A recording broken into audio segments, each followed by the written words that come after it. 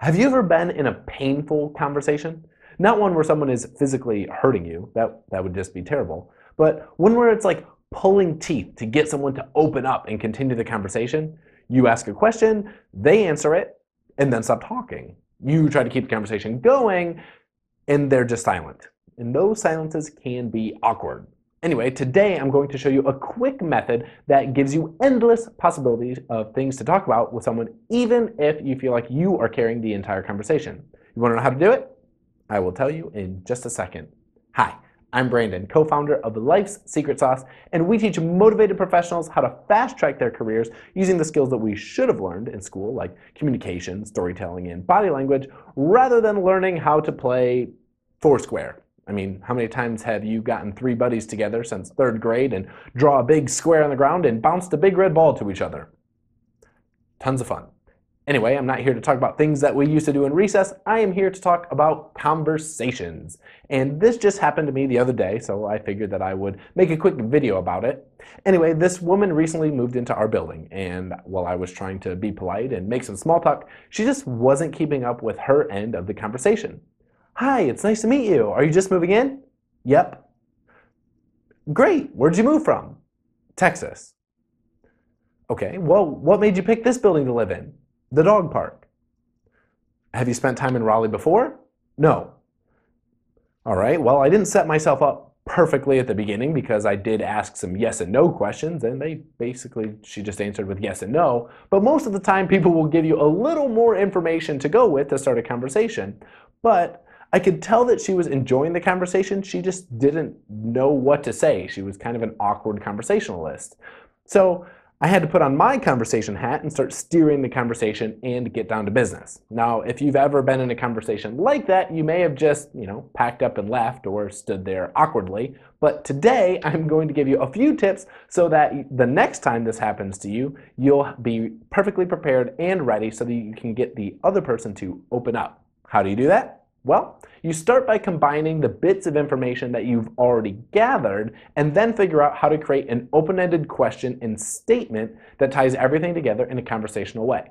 So I knew that she had recently moved from Texas, that she had a dog, and she had never been to Raleigh. So I followed up with getting to know her a little bit more and said, hi, well, I didn't catch your name. What did you say that was? Linda. Perfect. Well, it's a pleasure to meet you, Linda. And I just wanted to let you know that if you're feeling like you need a little bit of Texas in your life, that there's an awesome Texas barbecue joint right down the road, and you can even bring your dog. They've got some delicious brisket. I'm pretty sure you'll love it. At this point, she's finally started to open up. She said, wow, that sounds awesome. I'll have to tell my husband all about it. I said, absolutely. And if you want any other restaurant recommendations, just let me know. We always like to go eat at all the local places around here. At that point, I knew I hit a conversation topic because she started going on and on about all the local restaurants that she used to go to with her husband in Texas and all these things that she liked to do and blah, blah, blah, blah, blah. And the conversation started moving from there. Anyway, the moral of the story is that sometimes you need to kickstart the conversation, and to do so, you have to piece together bits of things of what they've said and then steer the conversation yourself. For example, say you're in a conversation with someone and they said that they recently went to New York for the weekend to go see a show.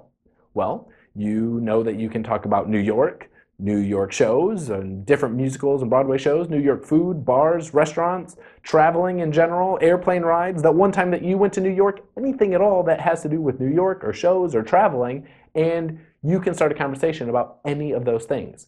Some people are comfortable making small talk, and this comes naturally to them, but sometimes it does feel like it's pulling teeth. That doesn't mean that the other person doesn't want to talk. It just means that you have to be the one to lead the conversation. Now, sometimes it does mean that they don't want to talk, and you've got to let it go. But before you make that assumption, watch their body language. Are they turning away from you? Are they avoiding eye contact? Are they reaching for their phone and ignoring you? If so, then let it go. But if they're looking at you, facing you, smiling, making eye contact, but just don't have anything to say, that means you're up to the plate. So practice picking out themes out of a sentence and then tie them into open-ended questions and statements so that you can get the conversational ball rolling. Got it? Easy peasy, lemon squeezy, short and sweet for today. Now, if you are ready to become an expert conversationalist, talk to anyone, anywhere, at any time, and always be the most interesting person in the room, Click on the link below to discover how to unleash your inner awesome, your charm and charisma to talk to anyone, anywhere with zero stress or anxiety.